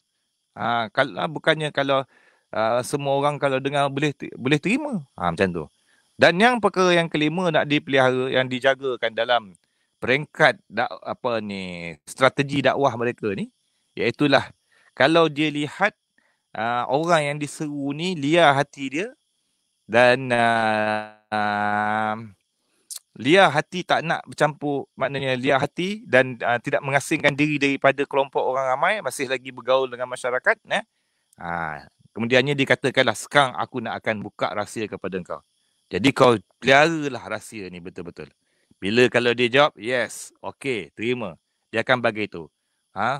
Fulan ada seorang ni, Fulan yang ada seseorang ini, nama-nama ni, dia beriktikad sama dengan jalanan kita. Akan tetapi dia rahsiakan. Jadi dia sebutlah kepala-kepala dia ataupun master dia, imam ikutan dia, yang yang dikenali oleh mad'u ni, yang dia ketahui, yang diiktikadkan pada tanggapan mad'u ni, iaitu yang itu tu seseorang yang cerdik, yang bijak, tapi orang yang jauh daripada tempat kediaman, daripada negeri, sehingga bukannya susah, bukannya mudah untuk nak murajaah si anu tu di negeri sekian-sekian, jauh daripada tempat yang didakwah ni lah. Seperti mana dia jadikan jauh dakwah dia tu sampai dia tu daripada tempat asal yang diambil pahaman tersebut tu. Sebab kalau dekat-dekat nanti terbongkar, maka orang akan mencela. Bila dah terbongkar, tembelang, tak adalah orang nak ikut. Dan yang keenam, bahawa dia memberikan harapan dengan dia menzahirkan kerinduan terhadap pemimpin-pemimpin, rindu kepada Imam Mahdi dan seumpamanya, menceritakan tentang kehebatan-kehebatan pemimpin-pemimpin mereka ini, dan keluasan harta benda yang mereka perolehi, dan apa yang mereka nak mereka dapat, perkara-perkara pelik yang berlaku dengan mereka ni, karamat-karamat lah kononnya. Dan sehingga kan dia ni dihimpunkan kepada mereka ni kebahagiaan dunia dan di akhirat. Dan dia kaitkan pula kepada bintang-bintang dan sebahagiannya kepada mimpi-mimpi. Kalau seandainya dia boleh reka mimpi, yang kemudian dan yang terakhir, yang ketujuh, daripada perkara yang dia jaga dalam peringkat yang keenam, iaitulah supaya dia jangan duduk satu tempat lama-lama. Sebab bila dah terbongkar urusan dia, nanti mungkin dia akan terbunuh. Maka saya kira dia jaga berhati-hati dalam perkara ini.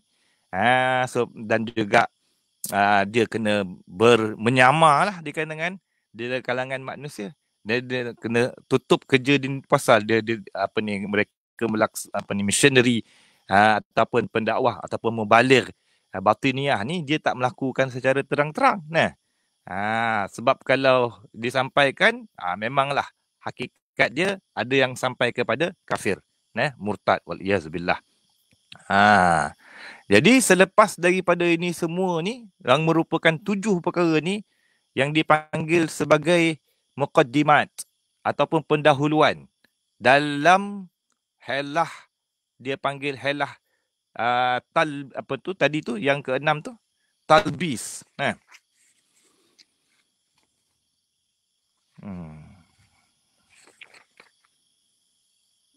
Minta maaf, at-tadlis.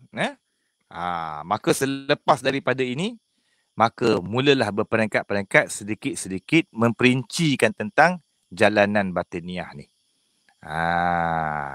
Yang akan diterangkan dalam bab yang keempat.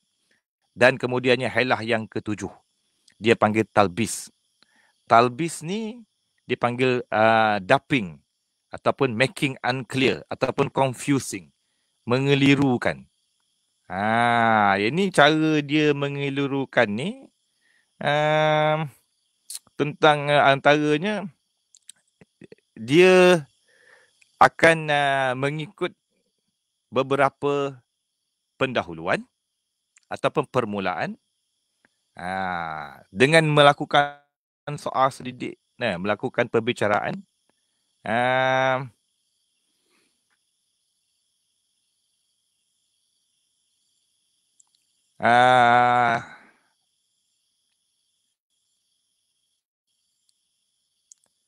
yang minta maaf, baik. Pada kata wa amma halatut talbis fa huwa aywati'ahu ala muqaddimat yatasallamaha minhu maqbulata zahir mashhuratan 'inda nas za'i'ah wa yurasikhu dhalika fi nafsihi muddatan summa yastadrijuhu minha binata'ijin batilah ka qawlihi inna ahlan nazar lahum aqawil. Baik, yang ketujuh ni dia nak mengelirukan ni, maknanya pada peringkat awalnya dia menunjukkan dia ni sepakatlah dengan jalanan-jalanan imam-imam yang tertentu. Saya kata dia nisbahkan diri dia kepada mazhab. Kalau dengan orang yang mazhab Syiah, dia nisbahkan diri kepada mazhab Syiah kan. Kalau dia ni orang yang pandai berlakon lah, mujamalah, bermuka-muka, dia banyak watak. Kalau dia tu bersama dengan mazhab Syafi'i, dia tu kononnya mazhab Syafi'i lah. Begitulah seterusnya untuk satu jangka masa. Tapi kemudiannya dia akan mempertikaikan. Dia kata, baik, ini ulama-ulama ni semua ada pandangannya berlawanan belaka. Tetapi sebenarnya keadaannya sama aja. Sama. Setiap seorang kemudiannya semua masing-masing mempertahankan pendapat masing-masing. Tapi yang hanya tahu tentang siapa yang benar, Allah sahaja. Macam tu. Dan tak patut ataupun tak harus, Allah Ta'ala tak boleh sembunyikan kebenaran ni. Yang ini ni. Jadi Allah Ta'ala maknanya rahsia kebenaran ini, Allah Ta'ala beri kepada orang-orang pilihan. Itu dia. Ini antaranya pendahuluan. Beberapa pendahuluan. Yang mana kemudiannya dia nak menimbulkan kesangsian. Iaitu seolah sehingga kan apa goyahlah pegangan yang mad'u ni. Ha. Kemudiannya dan yang terakhir, yang ke-8 dan ke-9 tu dia sekali sebenarnya. Nah, tinggal lagi beza dia al-khal'u, maknanya mencabutkan amalan, dia sampai ke tahap meninggalkan amalan. Dan yang ke-9 tu salhu tu dengan makna dia tu mencabut keimanan. Kalau daripada sudut bahasa al-khal'u ni makna tanggal pakaian, telanjangkan. Adapun salhu ni dengan makna skinning, buang kulit. Namun di sini peringkat yang terakhir ni peringkat paling tinggi sekali ni, last sekali lah. Dia kata Imam Al-Ghazali huma muttafiqani. Kedua-duanya maknanya sepakat sekali, hanya sahaja dia terbeza tu bahawa al-khal, maknanya al-khal'u dikhususkan dengan amalan, ditinggalkan segala amalan, dan yang mana as-salhu pula dicabut keimanan. Yang ini dah sampai kepada stage yang paling tinggi sekali, yang mana apabila sampai kepada dia dah dedahkan segala rahsia, maknanya kefahaman dia tentang ketuhanan, tentang kenabian, tentang para imam, tentang hari kebangkitan dan juga perhimpunan masyar. Yang mana i'tiqad mereka ni semua nanti tuan-tuan akan tahu dalam bab yang keempat yang menyalahi akidah ahli sunnah wal jamaah. Ya? Apabila dah sampai kepada tu, dah sampai kepada kesampaian yang paling tinggi, pencapaian yang paling tinggi sekali yang dinamakan sebagai al-balaghul akbar, kata Imam Al-Ghazali rahimahullah ta'ala, ataupun dia panggil the ultimate attainment. Ini waktu ni habislah, lepaslah, iaitu dia tu sampai kepada tahap dia tak perlu lagi solat, tak perlu lagi buat perkara-perkara yang syariat-syariat yang yang seperti mana yang dia maklum. Dan juga dia akan sampai kepada tercabut keimanannya, dengan mana iman dia tu akan ada perkara yang dikatakan hulul wal ittihad. InsyaAllah nanti depan akan jumpa. Kemudian tu bahagian yang pertama tuan-tuan, masuk fasal yang kedua. Imam Al-Ghazali rahimahullah ta'ala menjelaskan pula sebab pada tersebarnya. Macam mana kita perhatikan hari ini, apabila ada ajaran-ajaran sesat, timbul persoalan. Macam mana ya perkara-perkara ni, ajaran-ajaran sesat ni, macam terakhir ini kan, ajaran-ajaran isu silam lah, dan seumpamanya. Macam mana? Dah nyata dah benda-benda yang maklum bidarurah daripada minadin tu. Maklum minadin bidarurah, kalau kita engkari tu boleh menjadikan kita murtad. Macam mana orang tu boleh ikut juga? Itu persoalan macam mana tu. Sebenarnya Imam Al-Ghazali rahimahullah ta'ala jawab dalam bahagian yang kedua ni. Saya nak ringkaskan, mana pada fasal yang kedua ni Imam Al-Ghazali menerangkan sebab bagaimana boleh banyaknya, kenapa banyak dia punya strategi, dan bagaimana orang terima, sedangkan sebenarnya hujah-hujah mereka ni rapuh, goyang, fasid, batil. Jadi di sini ditanyakan fa'in qila, maka jika ditanya apa yang Imam Al-Ghazali telah jelaskan daripada perkara-perkara yang besar ni, yang datang daripada golongan batiniah ni, pendakwah-pendakwah batiniah ni, Imam Al-Ghazali ceritakan ni, mana sumber dia? Macam mana Imam Al-Ghazali tahu? Jadi Imam Al-Ghazali nyatakan bahawa kalau ada timbul soalan ni, aku katakan bahawa amma al-ittila' ala zalika, iaitu kita tahu ada pun pengetahuan tentang strategi ini adalah diketahui daripada pihak ramai mad'u ataupun responden yang mereka telah terpedaya, kemudiannya mereka tersedar dengan kesesatan batiniah ni, dan dia kembali ke pangkal jalan. Daripada mereka lah cerita ni. Ada pun sebab kenapa orang boleh ikut. Yang mana sedangkan kesesatan dia nyata, kata Imam Al-Ghazali, pada sebahagian pelosok bumi, pada sebahagian daripada pelosok bumi. Kerana apa? Kerana mereka ni menyembunyikan rahsia ni. Dia tak hamburkan sewenang-wenang, melainkan selepas daripada dia melalui step-step yang dinyatakan tadi tu. Kemudiannya dan duat ataupun penyeru-penyeru dia pula diperingatkan supaya jangan jalan dakwah tu dengan satu jalan. Iyyaka an tasluka bil jami'i maslakan wahidan. Jangan nak dakwah ni kepada semua orang dengan satu teknik. Jadi setiap orang ada teknik yang khusus untuk mereka tu. Ada metodologi yang khusus untuk mereka itu. Baik. Kemudiannya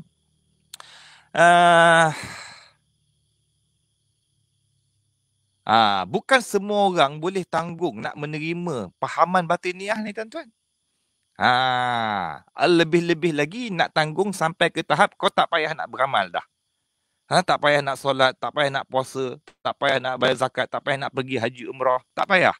Tak payah tu semua tak perlu. Dia ada dia. Dan kemudiannya keimanan tu nanti akan sampai ke tahap penyatuan diri dengan Allah Subhanahu Wa Taala. Itu paling tinggi tu. Dalam aku ada dia, dalam dia ada kita, ada semua. Jadi yang itu tu antara kemuncak lah tu, iaitu akan diterangkan dalam bab yang keempat, insya-Allah. Jadi kemudiannya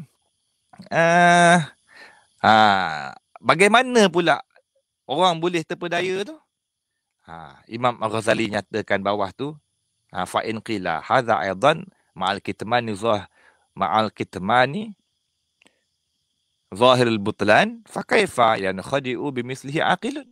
Benda orang yang berakal maknanya macam mana orang yang berakal beserta dengan penyembunyian ni, sorok-sorok punya dakwah kerja ni, boleh terpengaruh juga. Jadi Imam Al-Ghazali jawab, la yankhadi'u bihi illa al-ma'iluna an i'tidalil hal wa istiqamatir ra'yi. Jadi orang yang tidak akan terpedaya melainkan orang yang dia memang cenderung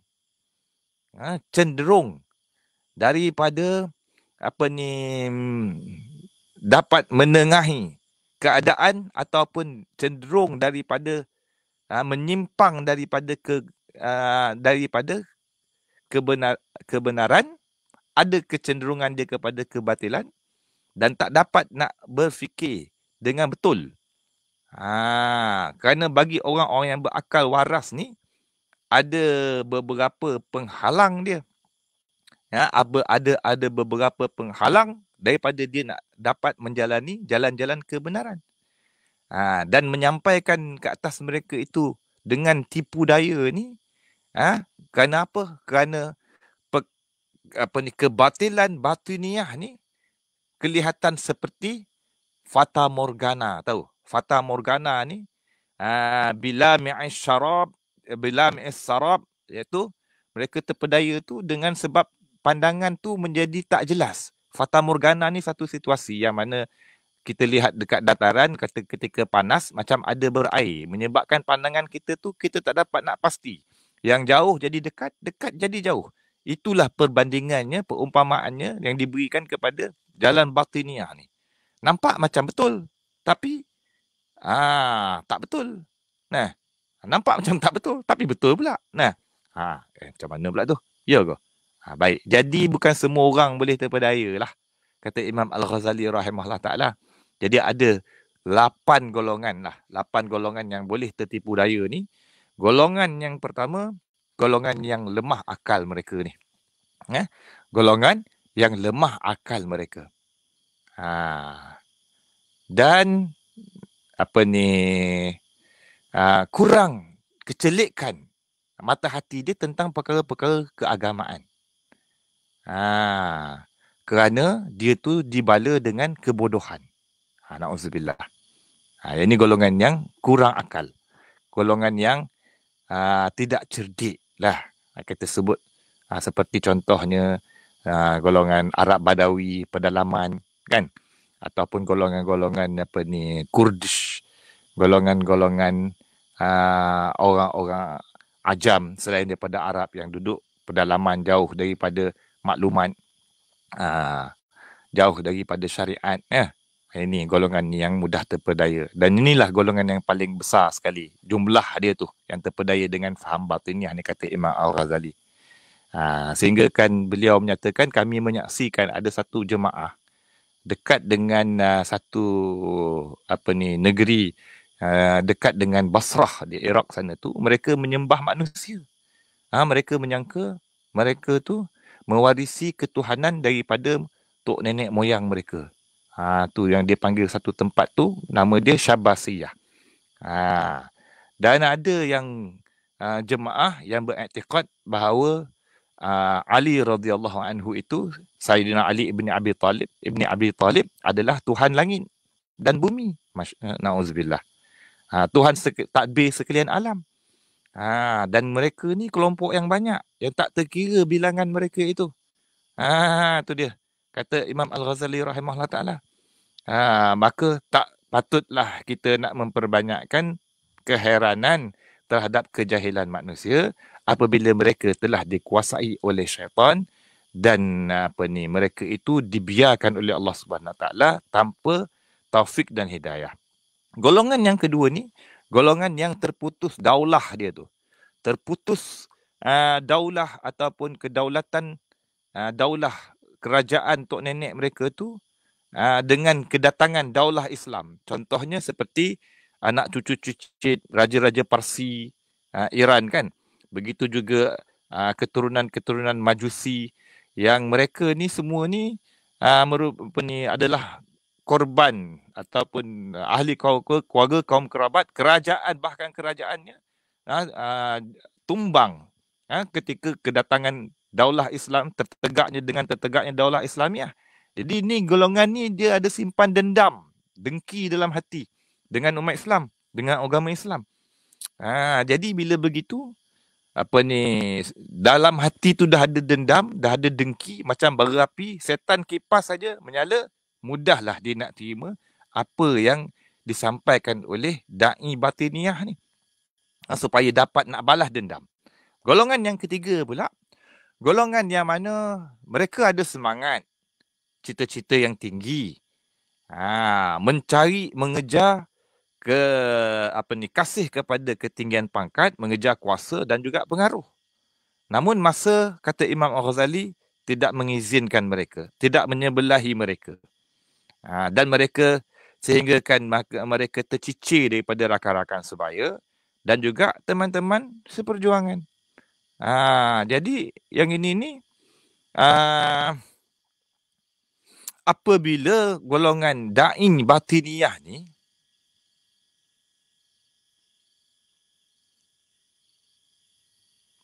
menjanjikan kepada golongan yang ketiga ni bahawa mereka ni akan dapat mencapai cita-cita mereka jika mereka jalani jalanan batiniyah ni, dan dia akan dan ditambah pula dengan dia terpedaya dengan kawan-kawan lain dah berjaya, maka dia mudahlah nak terima, kerana menyangka bahawa jalanan ni akan menyampaikan dia kepada apa yang dihajatinya.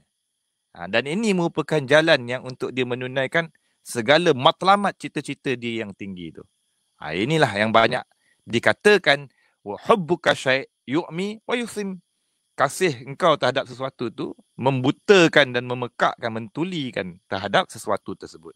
Kita dah kasih kepada pangkat, harta, pangkat, pengaruh, maka tak kira dah apa jalan. Kerana asalkan tercapai cita-cita dia. Jadi tak ada jalan lain melalui jalan ini, maka itulah sebab mereka tu sanggup untuk mengikuti menjalani jalanan batiniah ini, mengikut jalanan batiniah. Yang keempat pula adalah satu kumpulan yang mana ni mereka diciptakan, dijadikan, dibalakan dia dengan kasih kepada perbezaan, hubbit tamayuzi anil amah wa takhsisi anhum wa takhassusi anhum. Jadi ini golongan yang ketiga, ta'ifatun jubilu ala hubbi tamayuzi. Satu kelompok yang diciptakan dia tu ataupun dia pengaruhi dengan kasih terhadap perbezaan. Maknanya berbeza daripada orang lain, tak nak sama. Ini takabur lah ni, tarafa'. Maknanya meninggi diri. Tak nak sama, nak lain daripada yang lain. Jadi yang ini ni dia punya pandangan dia terhadap orang lain seperti kal humuri al mustanfirah, keldai liar yang dilepaskan bebas berlari. Keldai liar kal humuri al mustanfirah, keldai liar yang lari, wal bahaim al musayyabah, dan binatang-binatang ternakan yang dilepaskan bertaburan. Ini penyakit ni Imam Ghazali kata huwa da'ul udhal. Ini penyakit yang kronik ni. Maknanya takabur lah ada dalam hati, nak tinggi daripada orang lain, maka ini dan kasih dia tu kepada kelangkaan, langka, janggal, asing, tak sama dengan orang. Ini adalah merupakan sajiyah ataupun resam ataupun akhlak perangai sebahagian daripada manusia, seperti mana yang dapat dibuktikan dengan kaji selidik dan juga yang ditunjukkan oleh penyaksian, oleh saksi. Dan yang golongan yang kelima pula, ada golongan yang mereka ni menjalani jalan berfikir. Jalan berfikir, tetapi mereka tak sampai kepada menyempurnakan jalanan tersebut. Tak sampai tak sampai kepada boleh berfikir dan membuat keputusan dengan sendiri tanpa bimbingan. Ini seperti mana yang banyak terpengaruh dengan ahli-ahli falsafah yang sesat lah. Ahli-ahli falsafah yang batil, seperti Plato, Aristotle dan dan juga golongan-golongan ahlul hikmah. Maknanya golongan-golongan ahli-ahli falsafah. Jadi ini pun antara mana yang sinf golongan yang kelima ni, golongan yang terpengaruh dengan, yang mudah terpengaruh dengan ajaran batiniah lah.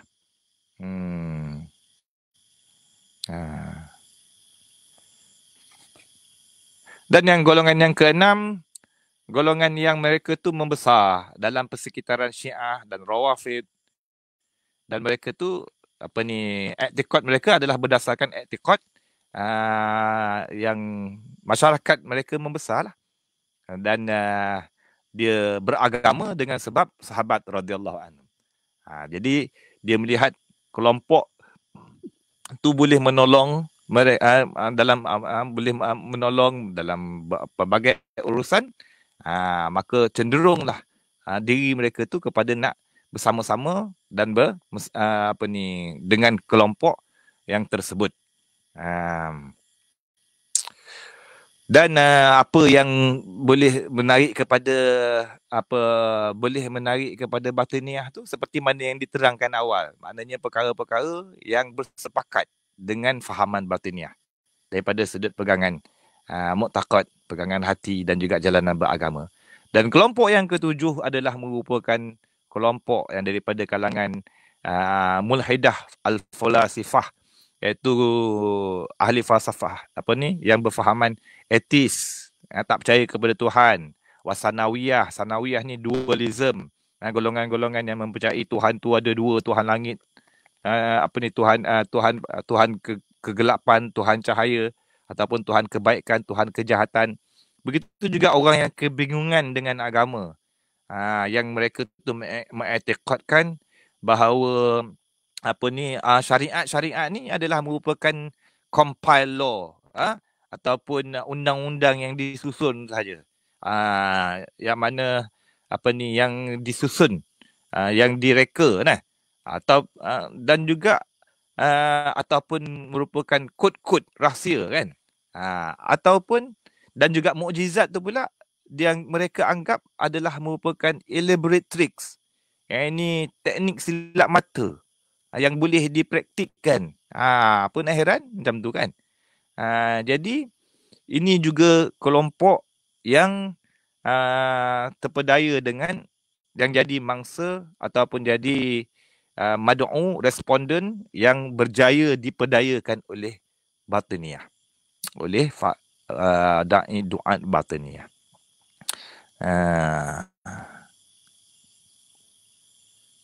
Kemudiannya yang terakhir, yang ke-8, satu kelompok yang mana mereka dikuasai oleh syahwat, keinginan terhadap keduniaan, sehingga kan mereka ni tertarik dengan kelazatan dan mereka merasa hidup dalam kelalaian, dan mereka rasa berat nak memikul ataupun berat ke atas mereka taklif syarak. Jadi kehidupan mereka tu tak gembira apabila mereka ni digelar sebagai orang fasik, orang yang jahat, dan dia pula dibaca pula dengan janjian-janjian yang azab-azab ataupun kesudahan yang teruk di akhirat nanti balasannya. Jadi apabila berbetulan dengan da'i, pendakwah, pendakyah batiniah ni yang membukakan pintu bagi mereka dan mengangkatkan kepada bagi mereka itu penghalang dan juga pendinding yang mereka kira sebagai baik, maknanya apa? Seperti mana yang kita dah maklumkan, cakap ini satu bebanan, kau tak payah susah-susah nak beramal lagi dah. Maknanya sampaikan peringkat yang tertinggi kan, terlepas daripadanya segala amal yang zahir, tak payah beramal lagi. Kemudiannya keimanan pun, i'tiqad dia pun tercabut. Yang itu kan jinak. Maknanya itulah bila berbetulan dengan kelompok yang ke-8 ni dan yang terakhir ini, kata Imam Al-Ghazali rahimahullah ta'ala, tasara'u ila tasdiqi birraghbati wa ta'i. Mereka akan bersegera kepada membenarkan fahaman batiniah ini dan mentaatinya. Sebab semua manusia adalah membenarkan apa yang muafakat dengan hawa nafsunya dan juga yang bersepakat dengan matlamat dan juga cita-cita dia. Nah, habis tuan-tuan. Secara ringkas saya tak dapat nak detail sangat, kerana nampaknya dah hampir 2 jam kalau tak silap ni tuan-tuan. Jadi kata Imam Ghazali akhir pada penutup bab ini, fahaulai, maka ini orang, waman yajri majrahum humul lazina adamut taufiq. Ini orang semua ni 8 ni, dan orang yang menjalani jalanan-jalanan mereka adalah merupakan orang yang tiada mendapat taufik daripada Allah. Na'udzubillah. Tak ada mendapat pertolongan Allah Ta'ala, maka mereka tertipu daya dengan ini perkara al-makhariq, fan khada'u bihadhil makhariq, ya ini terpedaya dengan mereka itu dengan ini segala helah tipu daya tu semua 9 tu yang merupakan perosak kepada agama zahir dan batin, usul dan fara', dan wazaghu an sawa'it tariq, dan menyimpang mereka itu daripada jalan yang betul, wa hududit tahqiq, dan batasan yang benar. Habislah tuan-tuan sampai setakat tu. Jadi secara secara kesimpulannya, inilah dia tingkatan-tingkatan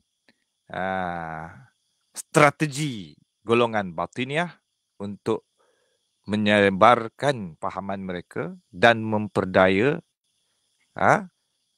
mangsa, dan juga kita dapat tahu juga ciri-ciri pendakwah dan siapakah golongan yang terpedaya. Semoga Allah SWT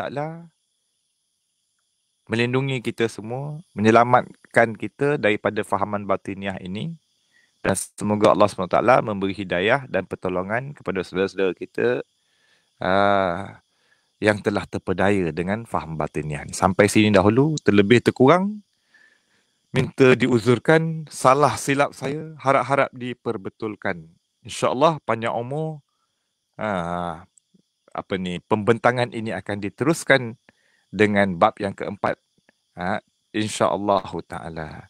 Sampai sini, wallahu a'lamu bissawab, wa ilaihil marji'u wal ma'ab. Alhamdulillahirabbil alamin, wassalatu wassalamu ala asyrafil anbiya wal mursalin wa ala alihi wa sahbihi ajma'in. Allahumma akhrijna min zulumatil wahmi wa akrimna bi nuril fahmi waftah alaina bi ma'rifatil ilmi wa sahhil lana abwaaba fadlik wa anshur alaina min khaza'in rahmatik ya arhamar rahimin. Allahumma nawwir qulubana bi nuri hidayatik kama nawwartal arda was sama' bi nuri syamsik.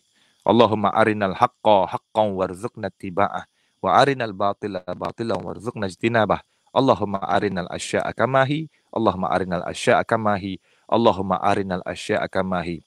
Ya Allah, tunjukkanlah kami perkara yang benar itu benar, dan berikanlah kami taufik untuk kami mengikutinya, dan tunjukkanlah kami perkara yang batil itu batil, dan berikanlah kami taufik untuk kami menjauhinya. Rabbana atina fid dunya hasanah wa fil akhirati hasanah wa qina azabannar. Allahumma khtim lana bi husnil khatimah wa la takhtim alaina bi su'il khatimah, wa sallallahu ala sayyidina Muhammad wa ala alihi wa sahbihi wasallam, wa azziqna halawatal imani bima ja'a bihi, walhamdulillahi rabbil alamin. Taqabbalallahu minna minkum. Bismillahirrahmanirrahim. Wal 'ashr. Innal insana lafi khusr illa alladhina amanu wa 'amilus shalihat wa tawassaw bil haqqi wa tawassaw bis sabr. Subhanakallahumma bihamdik asyhadu an la ilaha illa anta astaghfiruka wa atubu ilaik. Billahi taufiq wal hidayah. Assalamualaikum warahmatullahi wabarakatuh.